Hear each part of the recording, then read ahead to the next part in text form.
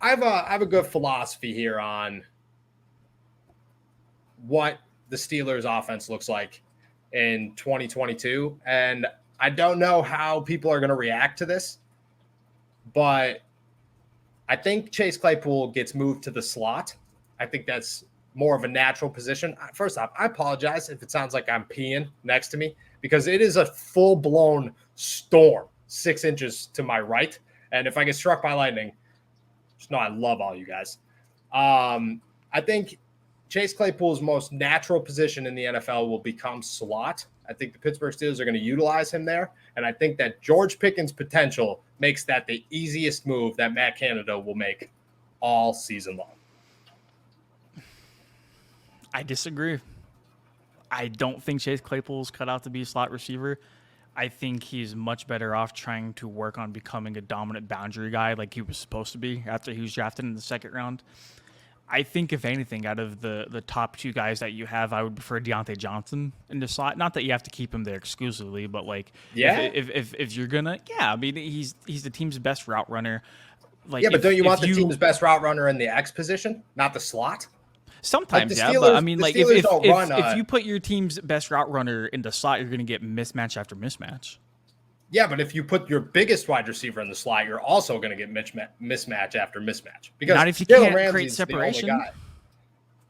But that Juju never created separation. That's what made Juju him is so also dominant, great so at winning 50-50 balls. Chase Claypool is not.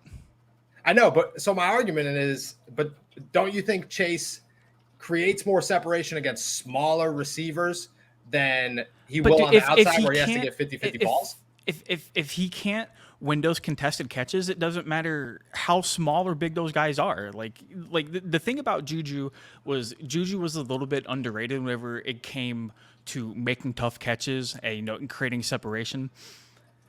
Chase hasn't shown that. Chase has shown very minimum flashes of doing what Juju could do. And to your point, Matt Canada said that Pickens could play in either the inside or the outside. I think Pickens is definitely more of an outside guy. But I mean, Calvin Austin might win the slot.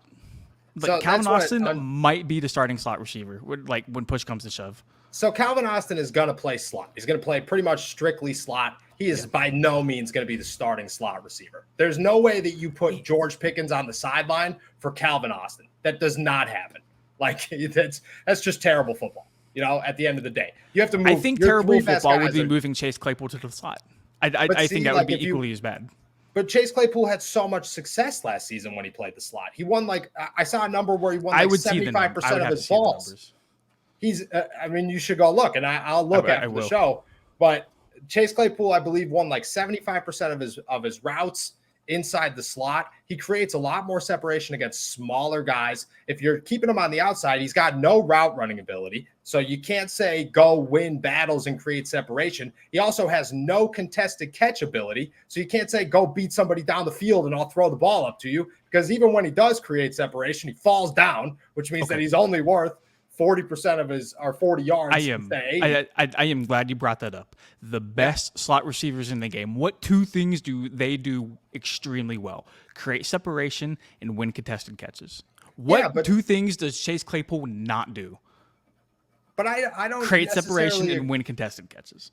He doesn't, but in the George Steelers Pickens is a better receiver whenever it comes to those two things now. 100%. But you want George Pickens is the guy that eventually could replace Deontay Johnson. That's how in the Steelers offense, the X position, which is what Antonio Brown played, it's what Deontay Johnson played, has to be the best route runner. They have to be the guy that is always open, because that's how the Steelers offense operates. Deontay Johnson is clearly that guy, but George Pickens has the route running ability to easily be the X.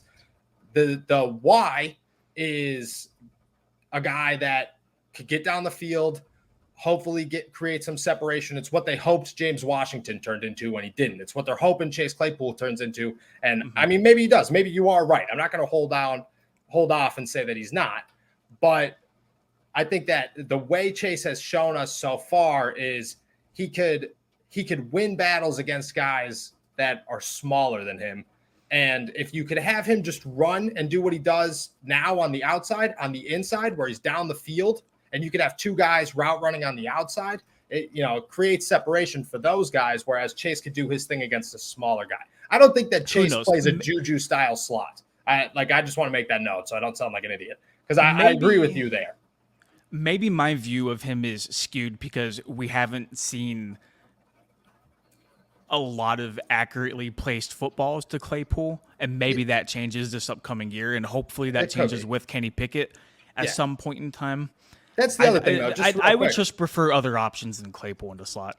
See, and I think Calvin Austin brings that, obviously. Like, I think he's like a true slot guy. You could use him on end arounds. You could use him pretty much everywhere. But I think Calvin Austin's the guy that, like, you're talking about, where it's like short little routes where he creates a ton of separation and it's open all the time. Whereas Chase could be the dude who doesn't play a Juju style role or like a Ray McLeod style role, where he plays the same role and he busts it down deep. Because, I mean, Mitchell Trubisky, I don't know much about Mitchell Trubisky's long ball, but Kenny Pickett don't have one.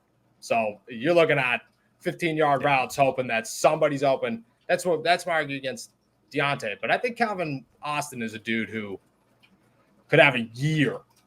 My thing with him, like, dude, he's a burner. Like, he ran like a 4.340, something crazy like that. Yeah, 4.3. He's a burner, but dude, he is 5'8", and how many times do we see guys like that go to the NFL and just fail? Like, yeah, you're fast. I could appreciate that.